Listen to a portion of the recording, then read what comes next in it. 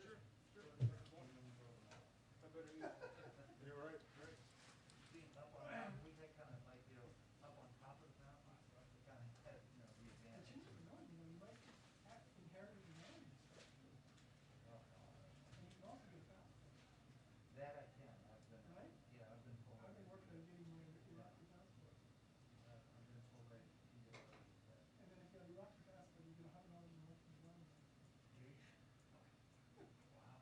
You know, that, they have this thing I that. think it'd get a lot of these guys where they want.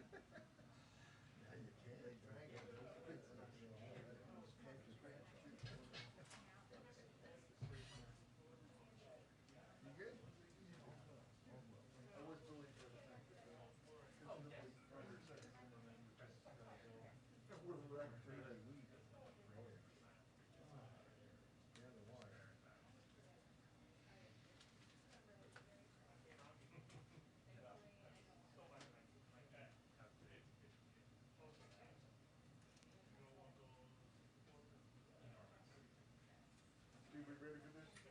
Hey Jim, how are you? Good. I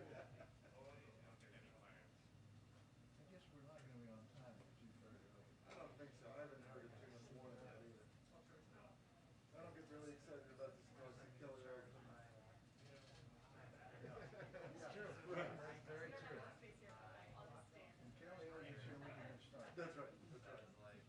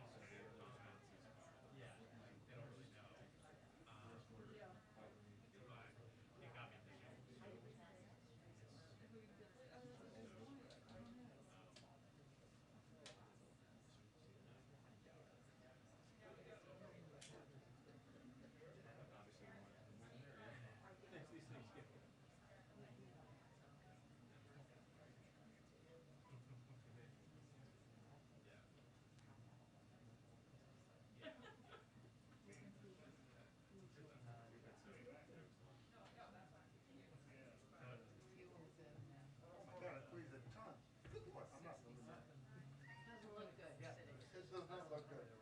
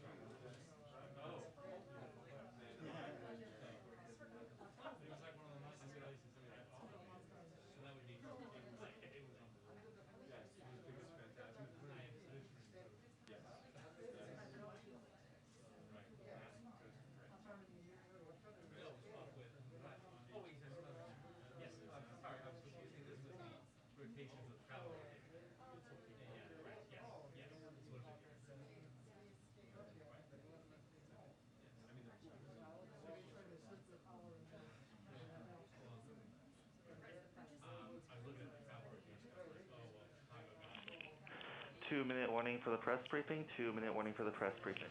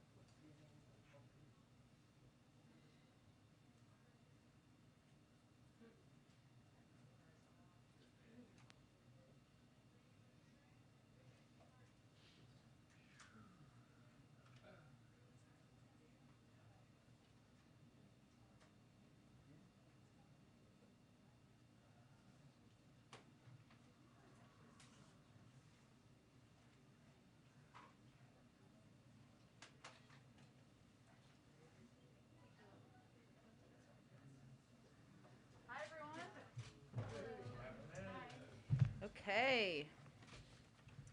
Jonathan, second day in a row, nothing at the top. So let's kick it off.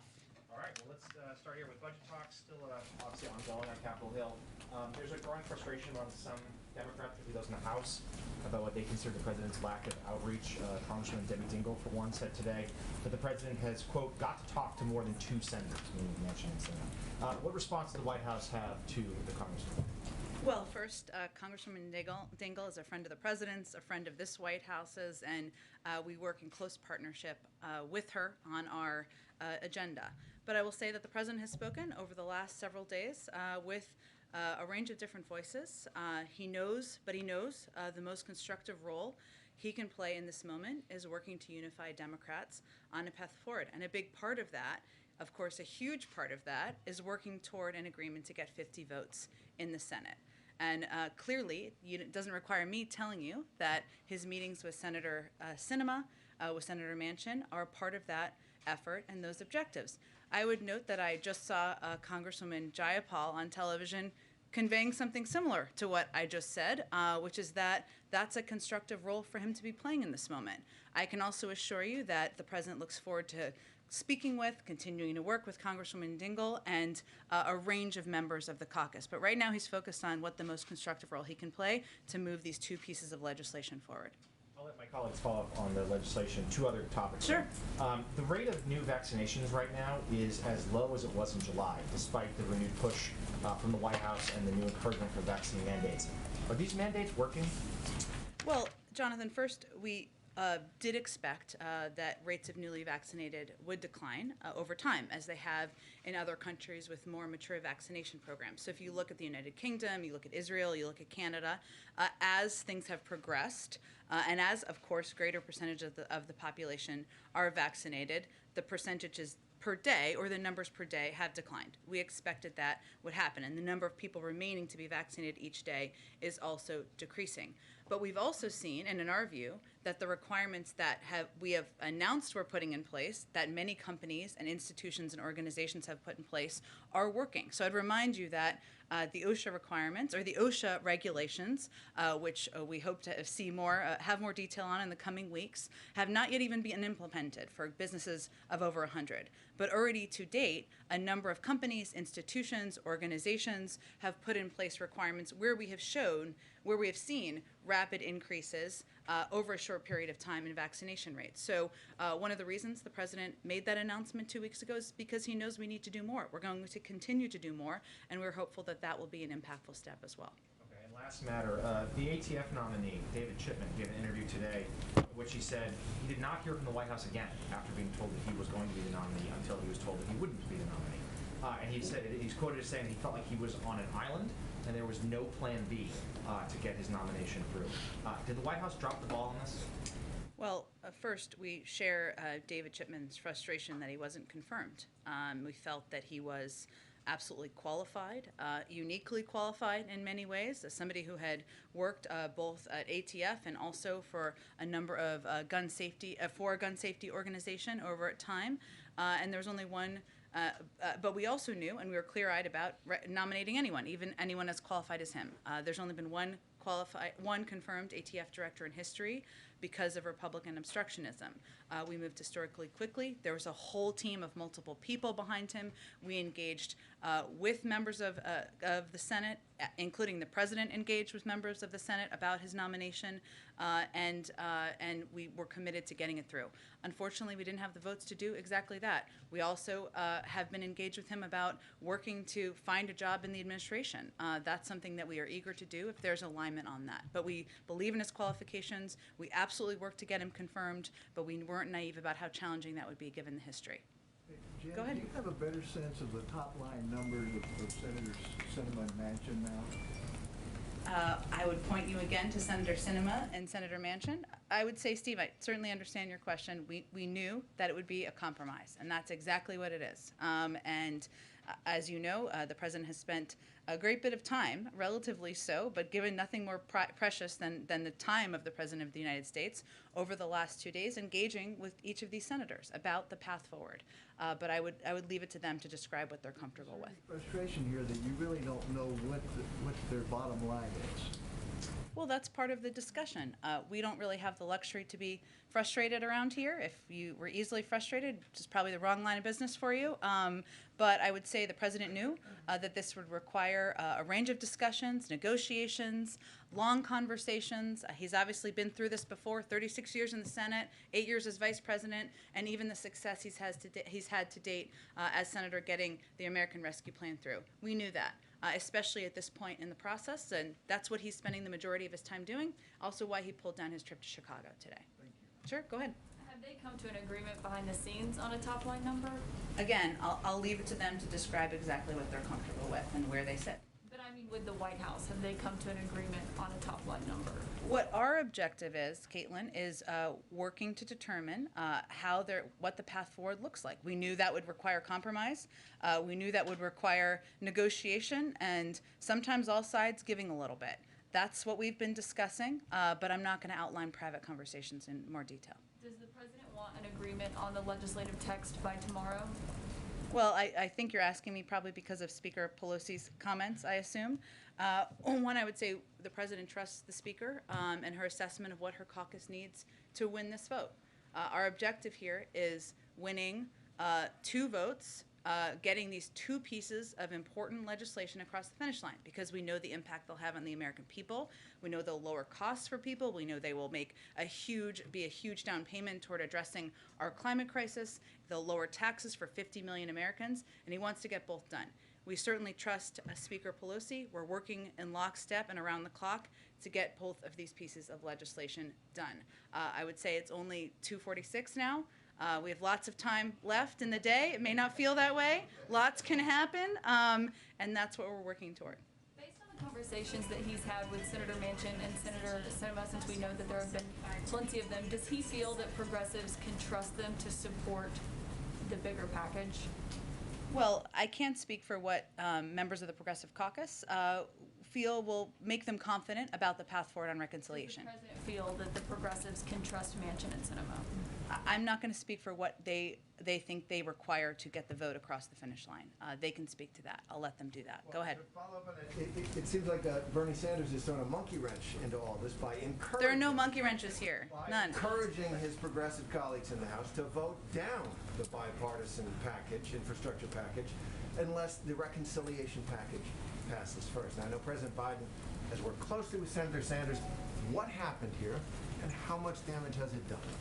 Well, we're in the middle of it here, Terry. We're not done with this. The president has been clear about his commitment to getting both pieces of legislation passed, both of them through. So right now what we're navigating through and we're working through is how we can get agreement, of course, 50 votes in the Senate on a reconciliation package. That's what we're discussing here.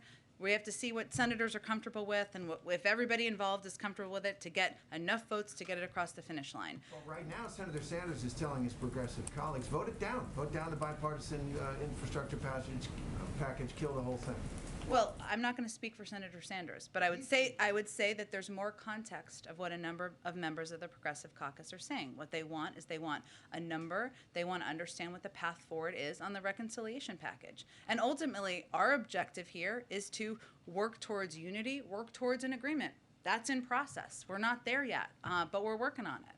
On the other end of the ideological spectrum in the Democratic Party, Senator Manchin has said that he doesn't think the tax incentives and subsidies for renewables are needed right now, that they're not necessary right now. Can the White House commit to keep those?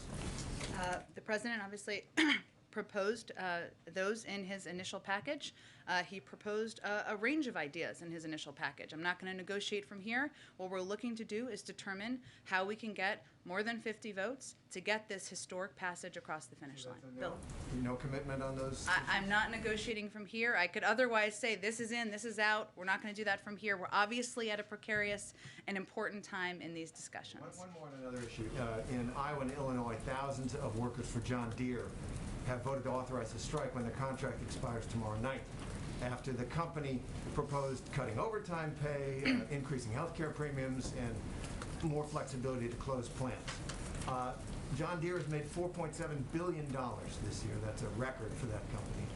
The CEO is paid $16 million a year. That's a 160% pay raise. Is the President of the administration on top? Is they aware of that labor dispute?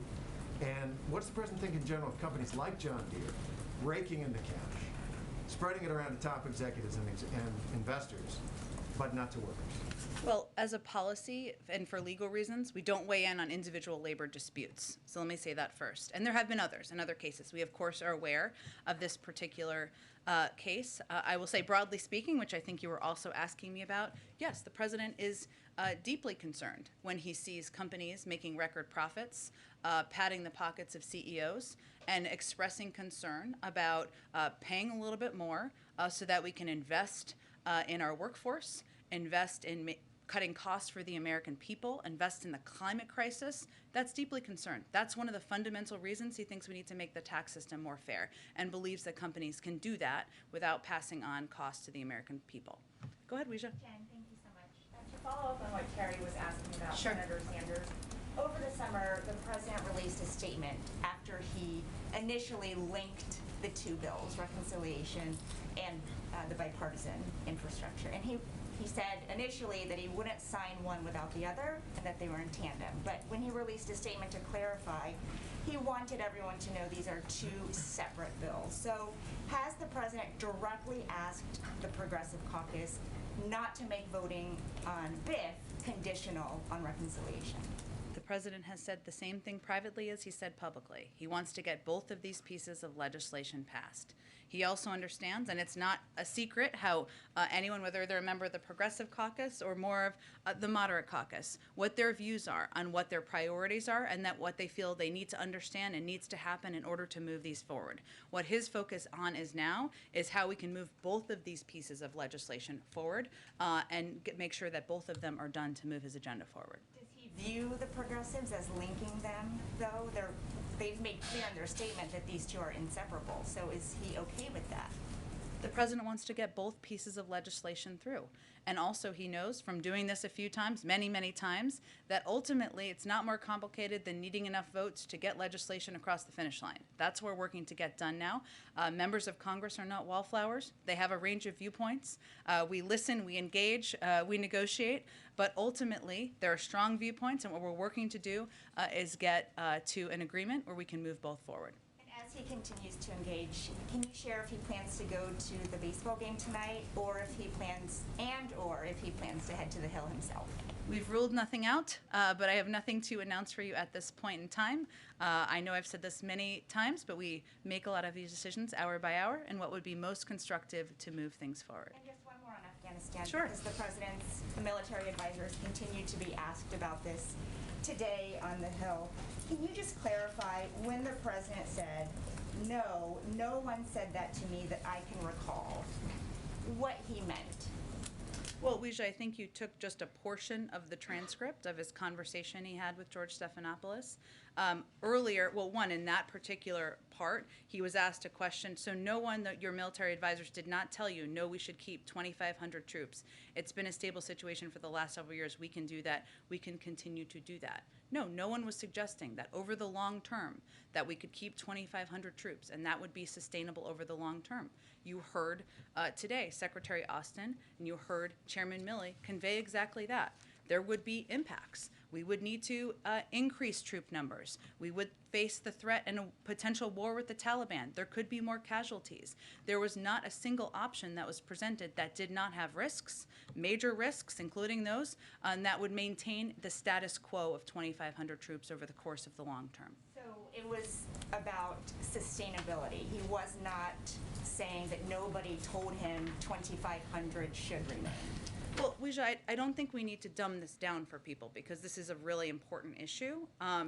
What we're talking about here was an initial recommendation in the short initial period of time of having a troop presence that would continue. Not a surprise, the recommendation over the course of the last 20 years from the military has been to maintain a troop presence. You could argue that's their job to maintain that. The president's view when making a risk assessment, when reviewing his options, was that he did not want to escalate the number of troops we had in Afghanistan. He did not want to risk losing more troops. He did not want to go back at war with the Taliban. So he evaluated that was not in our national interest. That was the decision he made. I also think it's important to note, which some of the context of this is missing, is that the recommendation is that when they made these recommendations, were made at a time when the collective assumption was that the Afghan security forces would effectively hold off the Taliban for a much longer period of time. Clearly, that was proven to be inaccurate. That was an inaccurate assumption. So there was a recommendation by some of 2,500 troops for a short period of time under the assumption the Afghan National Security Forces would maintain, they would fight, they would be in the lead. They were not. And as Chairman Milley also stated today, we would have needed 5,000 troops alone to protect Bagram, as we were 5,000 troops to protect Bagram alone. And that does not include what would have been needed to hold Kabul. So I think it's important to understand the context here too. Obviously, we know a lot more now than we knew several months ago, and there was no credible option to keep an ongoing presence of 25 troops over the long term. And what's clear now is that it would have been much higher than that, and they conveyed that today. Thanks. Go ahead. Thanks, Jen. On reconciliation, progressives staked out a new number that we hadn't heard before today. One source told me that anything less than $2.5 trillion would be very tough to swallow. Did the president play a role in getting progressives to toss around a number like that? Well, I would say that we have had about 260, probably more like 300 now engagements with a range of members and their offices over the course of just September, including a range of progressive members and their offices. I think it's pretty clear we're in the middle of a negotiation and that everybody's going to have to give a little. So I will let them speak to what they might be comfortable with, what they'd be comfortable supporting and voting for, but certainly we knew that part of this would be potentially coming down in numbers.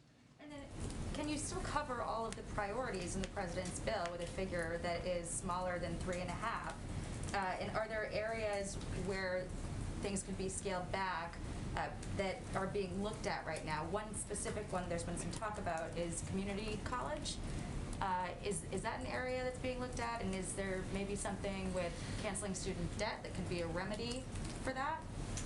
Well, Jackie, I'd first say that if Congress wanted to send the president a bill to cancel $10,000 in student debt, he'd happily sign it. That obviously hasn't happened at this point in time. There's plenty of time left in his presidency. I understand why you're asking. Yes, it would require some numbers coming down, just the math, the pure math. Should the number be lower than 3.5? And obviously, negotiating the number is part of what's happening at this point in time. But right now, they're also talking about what that looks like and what would be impacted. That's a live conversation, so I'm just not in a position to get into more detail from here. So, since the parliamentarians struck immigration out of this, Yeah. is there a new plan to address that in a different sort of immigration push? And part of that, is there anything new on the border that the president's going to tie into that? Into the reconciliation package? Well, no, because the reconciliation package cannot include the immigration Right. provisions that were part of that. Is there going to be some different push?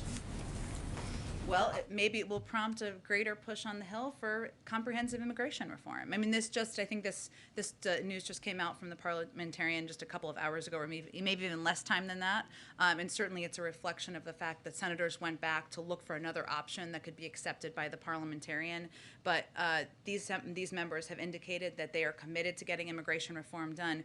We are committed to getting immigration reform done. This, I expect, would renew a look for what the vehicles and options may be. Go ahead, Kelly. How would you describe the president's view right now about the trust factor within the Democratic Party? There seems to be a lot of public venting of concern about broken promises and not being certain from some members about what the end game looks like.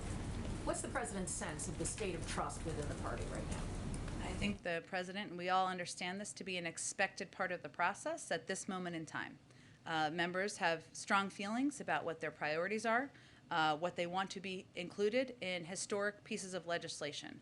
We understand that. I mean, they ran for office to come and get things done for their constituents, to fight for particular issues that are important to them, whether it's child care, the child tax credit, community college, climate, and we're seeing that play out. Some also have strong views about what should not be in a package. So we understand that many members are looking to know and have confidence in their priorities moving forward. That's what we're seeing play out now. I don't know that the president has an assessment of trust. He just wants to be an arbiter between all the members, key components of the party on how we can get this done and move it forward. And how are you advising him of what the sort of the end phase of this will look like? Should we expect to see the president more publicly talking about these issues? Will we see him, you know, in a more front stage role? So since you can't talk about the negotiating behind the scenes, what tea leaves should we be looking for to signal where this is going to finally, the plane be landed at some point? You mean in advance of something passing or after something passing? Yeah, Before. Look, I think it's important for people to remember. I mean, the president announced these bills or announced these proposals back in the spring. Big major speeches he gave. He's spoken about it dozens of times publicly. We've sent the cabinet out through the course of August to also make the case. I think what you're going to continue to see for this moment of time, Kelly, is a lot of these private conversations and discussions with a range of members about how to move things forward. And yes, he's the first to tell you that we need to continue to communicate with the American public about what's in these packages. But if we're talking about this period of time, over the next 24 hours or so, I would expect you'd see him continue private conversations, and that's how he'll spend his time. Go ahead. Yes, thanks, Jen. How confident is the White House at this point of a vote on infrastructure tomorrow, or do you think that could slip into next week? Have you gotten any assurances? Or? Well, this is why we all came to Washington. It's like an episode of a TV show. I'm not in a position to look in a crystal ball here. Which TV show? Maybe The West Wing, if something good happens. Maybe Veep, if not. I'm not sure. I will assess tomorrow where we stand. In all seriousness, Catherine, we're not in a position. I said before it was 2:46. It's 3 o'clock now. Expect our team, the president, just to give you an update, is going to be working around the clock the rest of the today, overnight, into tomorrow morning. And we're going to be working in lockstep with Speaker Pelosi. He trusts her implicitly. He knows that she knows what her caucus needs. There's a shared commitment to winning this vote. But right now, I just can't look into a crystal ball quite yet. And on General Milley, does President Biden still have confidence in him and his role, given his conversations with the press that he talked about? If he spoke about President Trump, will he speak in the same way about President Biden? I would say first, he absolutely has confidence in Chairman Milley. He's worked side by side with him over the last 9 months through clearly some difficult times, difficult decisions in his presidency.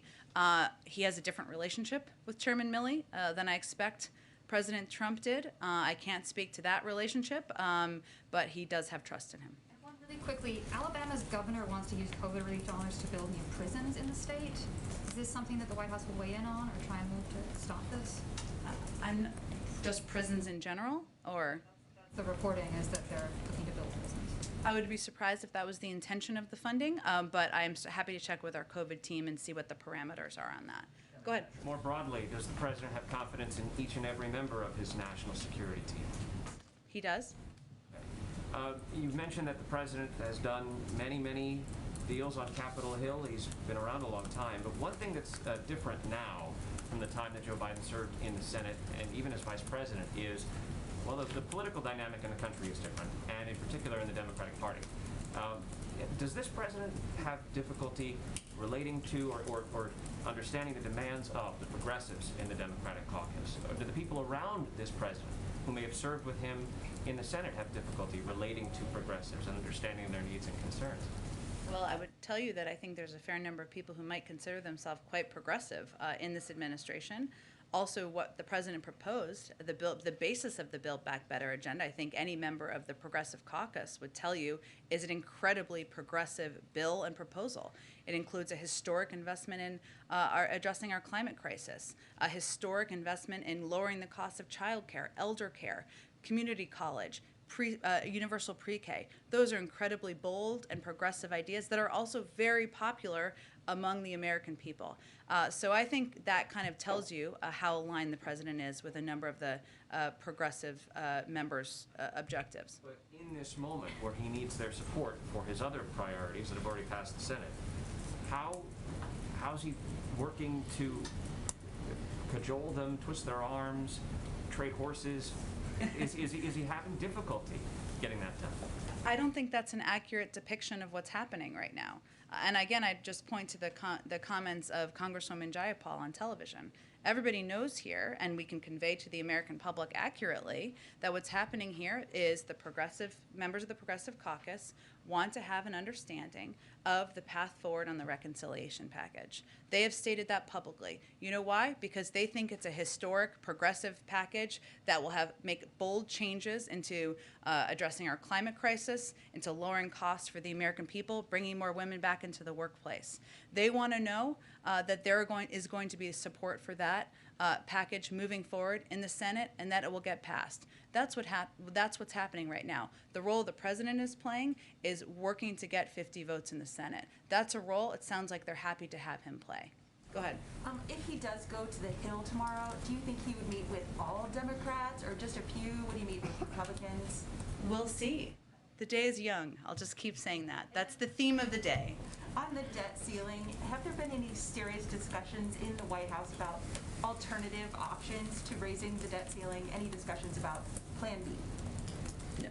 The only option here is having this pass through Congress. That's what we're working to get done.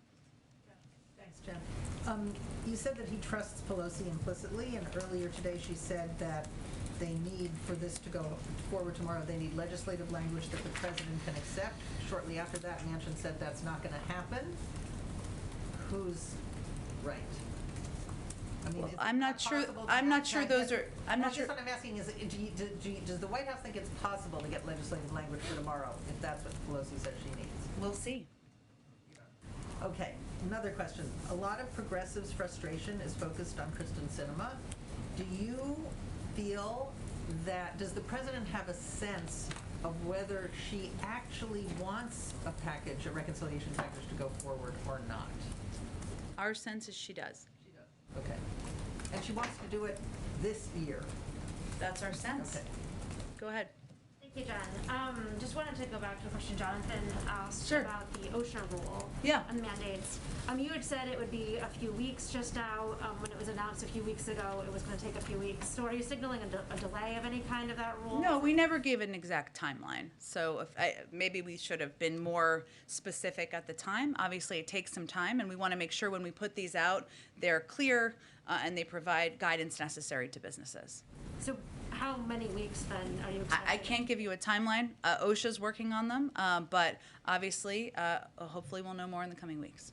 And I have a question on the governor's race, where the president's legislation and his performance was invoked in a debate last night. Mm-hmm. Does the White House see the Virginia race as a referendum on the president's agenda?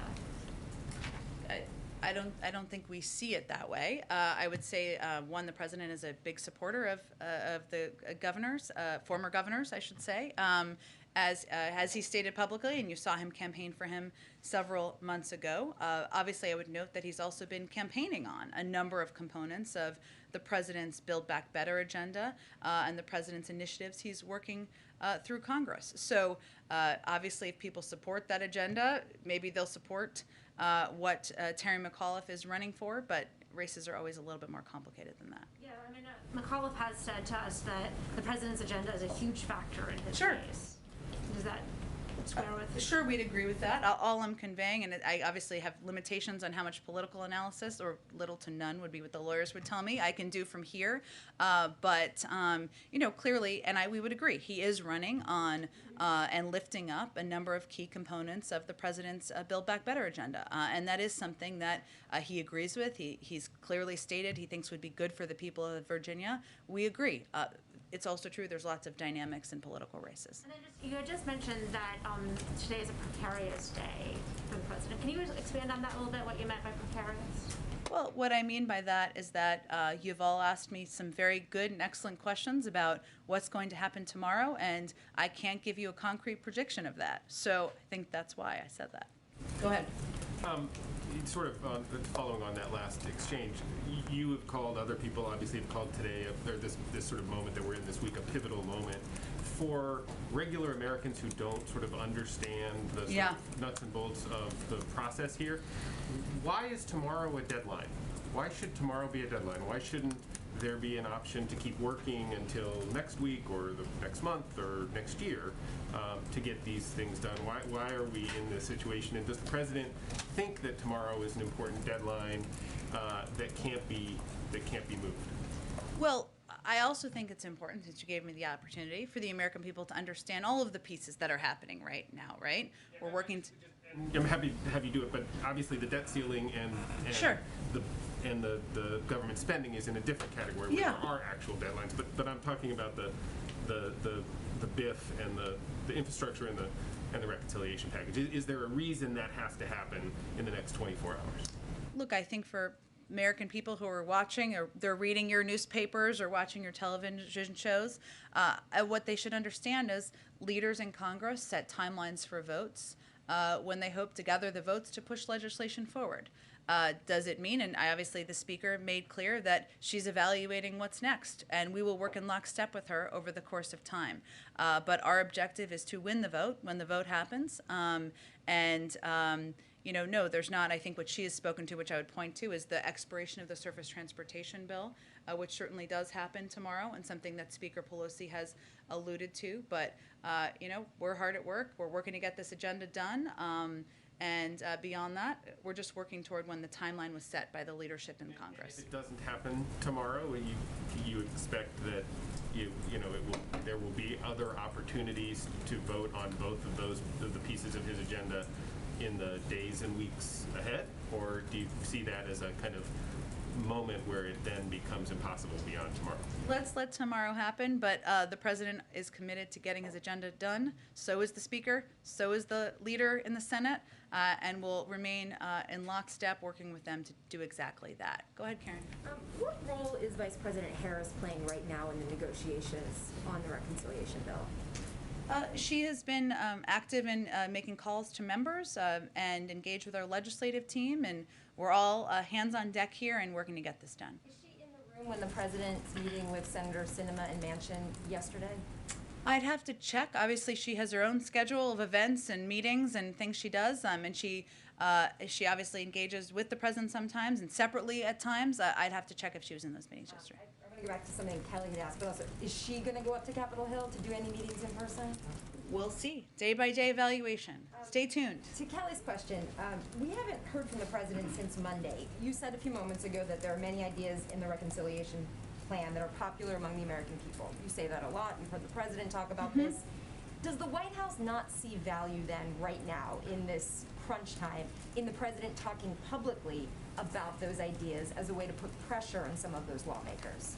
Well, these ideas are already very popular, thanks to all the work that's been done, and thanks to the fact that when they were proposed, they were meeting huge needs that the American people had been talking about for some time, including addressing the cost of childcare, of elder care, of college, of preschool for families, of addressing the climate crisis, of rebuilding our roads, our railways, and our bridges. These are things the American people, regardless of the political party, support and continue to support at huge majorities in most cases. So there's nothing more valuable, as I said earlier, than the president's time. And right now, the best way we can use his time is to have these conversations with members at this pivotal time to get things across the finish line. I promise you he will be out there talking about these policies and these initiatives, how they help people, how they lower costs for the American public in the weeks ahead. But in this moment, we had to make an evaluation of the best way to use his time. Go ahead. Thanks, Jen. How are the White House and the federal government preparing for a possible shutdown tomorrow? Just in contingency plans. You just said that there's only one possible way forward on this, but also that you cannot predict the actual outcome of tomorrow. On the debt limit, yes, there's one possible way forward. On the CR, our intention is to on the government shutdown, I should say, our intention is to get a CR passed so that we do not shut the government down. Of course, OMB has been preparing for any contingency. They have been over the last period of time and preparing to update contingency plans as needed.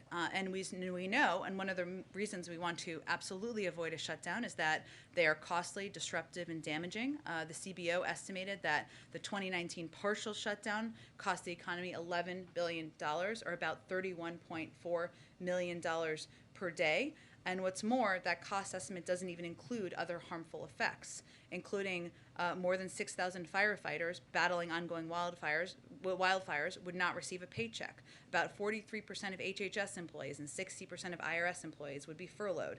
Some Americans attempting to secure an FHA loan could face unnecessary delays. Veterans would face additional unnecessary delays in assessing some crucial services. There's many more examples of what the impact would be, even as we have worked to minimize it and worked, of course, our objective is to ensure we avoid it. And then yesterday, Tesla CEO Elon Musk said that the government should avoid regulating cryptocurrency at all. This comes just as after last week, the Chinese Communist Party banned all cryptocurrency in the country. The Biden administration and Congress have obviously included some crypto provisions in the infrastructure bill itself. What is your view of, or the White House's view, I guess, of regulating cryptocurrency at the moment, and what are your reactions to, I guess, Musk's comments? I don't have any reaction to his comments. They don't impact our policy, I would say. I guess that's my reaction. But beyond that, obviously, the regulation of cryptocurrency is up to the Treasury Department, Congress. I'll leave it to them to speak to it. Go ahead. Thank you, Jen. I have two questions. This is on reconciliation. You've said ever since this package was unveiled that the number would come down, it would be a compromise. But earlier this week, Speaker Pelosi told her caucus that they're rushed now because she only last week found out that the $3.5 trillion number was not viable. So what got lost in translation there? Nothing. That's what happens in the end stages of a negotiation and a discussion. And what Speaker Pelosi is evaluating and has been is the same what we have been evaluating. How can you get enough votes to get a piece of legislation passed? And ultimately, you need the majority. And as the Speaker of the House and the leader of the Democratic caucus, that's part of her job. Well, was she not under the impression, as it appears the White House was, that the number would have to come down in order to secure those votes? Well, we've always said there would be a compromise. There would need to be. And I would leave it to her to speak to what she felt was necessary. But I think it's also pretty standard in the last 10 days or 2 weeks of a discussion or negotiation for people's positions, their bottom lines, including within a caucus, to be clarified.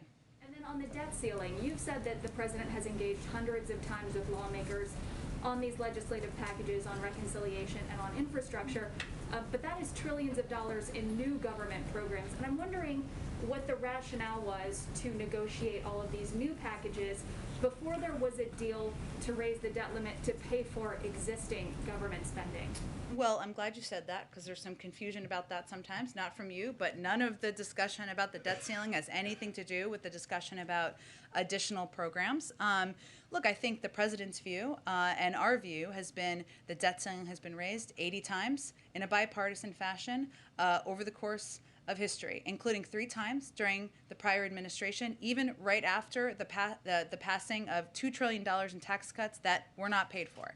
So in his view, this is something that has been done in a bipartisan manner. It should be something that is not political, because everybody should believe that we need to protect the full faith and credit of the United States. And we're disappointed that that's not the view shared by Republicans right now. And at what point will the White House and the Treasury Department and members of Democratic leadership chart a different path? At what point will it become clear whether you're going to get 10 Republican votes or not? Well, we're working on options now. You've obviously seen Leader Schumer look to move forward with Democrats. We're being blocked on that effort currently by Senator McConnell. I almost demoted him by accident. By Senator McConnell, by Senator Cruz, and others. And what's so absurd about this is that these are individuals, especially Senator McConnell, who have made very clear in the past about their concerns and the risks of the U.S. government defaulting. This is why it's never happened in the past. It would have a huge, devastating impact on our economy. He knows that. He stated that publicly. He still won't vote for it, and he still is trying to stop us from raising the debt limit. If that's not politics, I don't know what is. But the debt limit was last raised 2 years ago, so should some of these conversations have started earlier to avoid being in this crunch time with 3 weeks left? Well, again, I think it often goes down to the wire, especially with the debt limit, especially with basically almost any piece of legislation. It is something that has happened in the past in a bipartisan manner, and obviously that would have been our preference. Go ahead. Was the president surprised that Senator McConnell has taken this tact with the debt limit? Surprised is an interesting way to phrase the question. I understand it. Look, I think he's disappointed, more than surprised, and that's because he's someone that obviously he has known for a long time. he's worked with on legislation and on initiatives in the past. There are obviously clear areas of strong disagreement, and that's okay. The president's clear-eyed about that as well. But at the end of the day, protecting the full faith and credit of the United States, ensuring we're paying our bills, ensuring we're not going to have a devastating impact on American families, we're not going to see the markets drop, is something that there should be bipartisan support for, and there has been historically. So, disappointed. Go ahead. Given how things have gone with companies putting vaccine mandates in place, does the White House view this as a positive sign for how its own mandates for federal workers and larger companies is going to be treated? We do. We see it as a good sign and as a model. And there have been, some of these companies have been much bigger, larger companies where they have effectively implemented these mandates and requirements. And for the most part, we have not seen a mass exodus of employees. Yes, individuals have decided not to get vaccinated and then have therefore no longer been employed. That's nobody's preference. But for the most part, we've seen an increase in vaccinations in these companies, which makes workplaces more healthier, right? People feel more confident in these workplaces. It's also good for the economy, which is something that Goldman Sachs predicted, that the country would see a positive impact on employment as a result of the president's policy. We're seeing that in companies. A lot of these CEOs have spoken to that. Mark Zandi, chief economist at Moody's, said the evidence across the countries is that more vaccinations means fewer infections, hospitalizations, and deaths, which in turn means a stronger economy. Justin Wolfers, economist at the University of Michigan, said, viewing Biden's vaccine mandate as simply economic policy, it's surely the cheapest and most powerful economic stimulus ever enacted. So we have seen in a lot of places, and let me just give you an example because it's a really good one. United Airlines is obviously a huge company, 67,000 employees. They lost 593 employees, or decided not to get vaccinated, less than 1%. They're at a very high vaccination rate. That's a good sign, and we're seeing that in many companies across the country. At the same time, the president's poll numbers on COVID have dropped. Is the White House concerned about that? How does it plan to address that issue, specifically because having people trust his opinion on this is a big question, people following public health guidelines? Well, we think it's more a reflection of people being sick and tired of COVID. Tired, some of that is a reflection of people who are vaccinated being frustrated that there is still a percentage of the population who are not vaccinated, and that's impacting their daily lives. There was an assumption several months ago, before the rise of Delta, that we would be over and through it and back to normal at this point in time, and we're not. And that's frustrating, and that's impacting people. Ultimately, as the president has said many times, the buck stops with him. The way to solve it is to continue to get more people vaccinated, get people's lives returning back to normal, and that's what we're working on every day. Go ahead.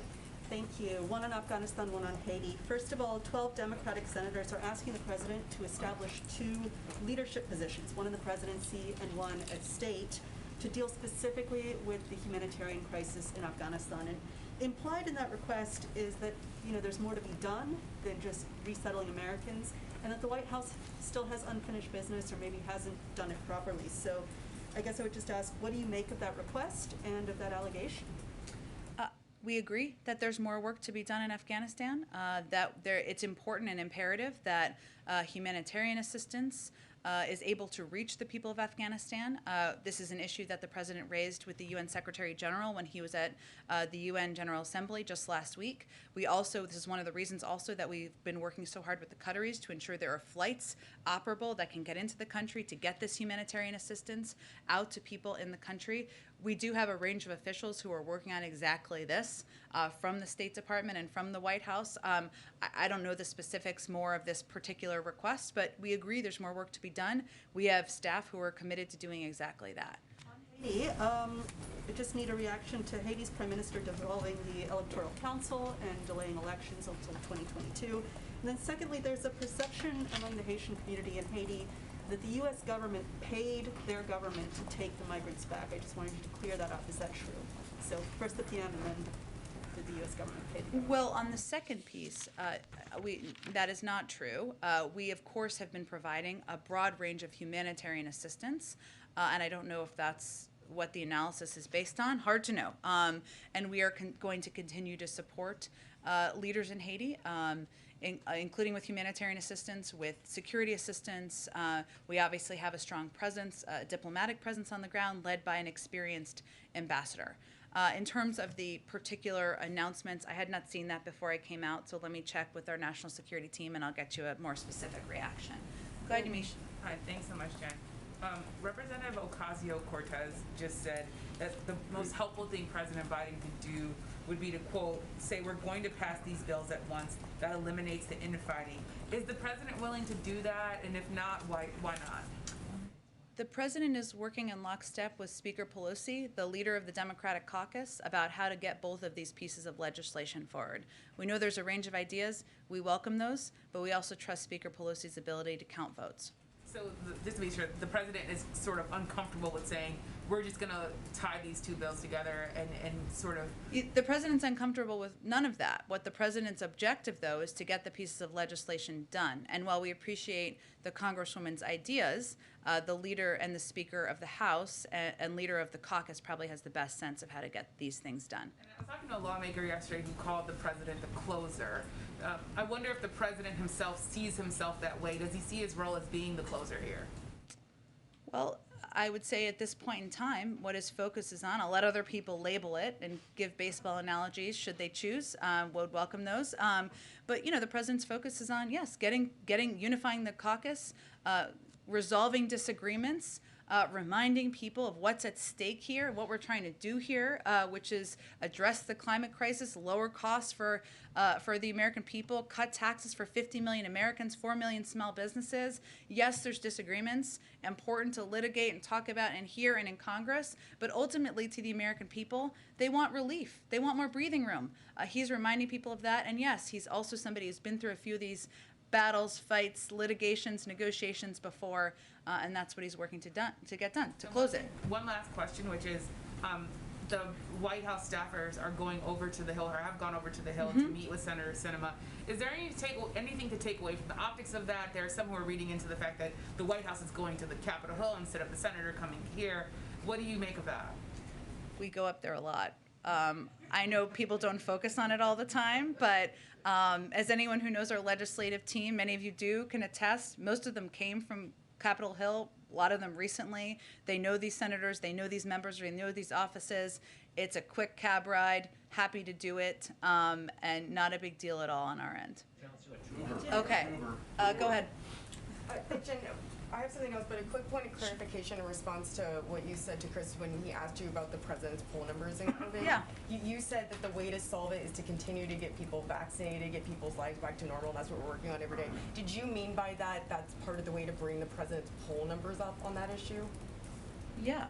I mean, what we're talking about here is people's frustration around COVID and that they're still living through difficult times. Life is not, they're still worried about their kids going to school. They're worried about vaccine requirements in workplaces and wanting to know that they're safe. They're worried about their grandparents. That's frustrating. That's hard. That's emotionally exhausting. We recognize that. The best thing we can do is to continue to plow ahead, work to get more people vaccinated, more companies implementing mandates, and do more to get the pandemic under control. Sure, and speaking on the companies and the mandates, I hear what you're saying on the coming weeks in OSHA, but for businesses who are looking at this and wondering when they reasonably can expect that this rule will go into effect, should they interpret coming weeks as sometime this year? What should they make of that? Yes, they should, but they should also know and understand that we're working to ensure that these rules, regulations provide as much clarity as possible. There will still be questions. Every business is dealing with different challenges, but that's what they're working toward, and that's what their objective is. And then on a final note, the president received his booster shot yes. on Monday. For Americans who are weighing whether or not they should get a booster shot, how's the president feeling? Did he have any side effects? He's been feeling great. He's been so busy working and meeting with all these senators. I haven't even had the chance to ask him if he's had any side effects, but he's been working full days and has been feeling good post-booster shot. Go ahead. Since the infrastructure bill spending won't really impact the economy for about another 9 months at earliest, would the reconciliation bill be enough to prevent a winter recession if the Democrats agreed to the Manchin Cinema $1.5 trillion over 10-year proposal? I don't think anyone's projecting a winter recession. OECD is not, the Federal Reserve is not, our economists are not, in large part because of the plans we've already put in place. We've had historic growth that's doubled, the projections have doubled over what they were just in this past December. What these bills are designed to do is help address challenges over actually the long term. They're intentionally designed that way, to address inflation over the long term, to address rising costs over the long term, to address some of the challenges people face, whether it's childcare, elder care, the cost of college over the long term, to address the climate crisis. So that's exactly how these pieces of legislation are designed. They're not designed to inject immediate stimulus into the economy. And lastly, what is the president's message to, especially the Black community, where 1/3 of over those 65 and older depend on Social Security for more than 90% of their income? When it talks to him, when you talked about earlier, there will not be a government shutdown. What is his message to that community who's saying, what's going to happen if I don't get my check? Our message to that community is we hear you, and that's why we absolutely want to prevent a shutdown. I will say that while there are impacts, so let me give you actually information on this. We are working to prevent this, but just for anybody who has any level of insecurity about this, which I understand is many people. One moment. Let's see. So, I know Social Security beneficiaries will continue receiving their benefits, even if the government shut down. That's important for people to fully understand. I mentioned before 60% of IRS employees who would be furloughed, severely impeding their ability to deliver timely services. That includes things like answering taxpayer questions, resolving compliance issues quickly, but we expect IRS will still be able to continue processing tax refunds, providing the child tax credit. So, it's never ideal it's not ideal to have employees furloughed because it reduces the ability to quickly do services, but there are certain components of the federal government services that are protected even if there is a shutdown. Okay, thanks everyone. See you tomorrow. The president calls himself an eternal optimist. Is he optimistic he can flip any votes in the Senate? He's always an optimist, Brian. Can he Always. flip any Republicans in the Senate, though? Well, that's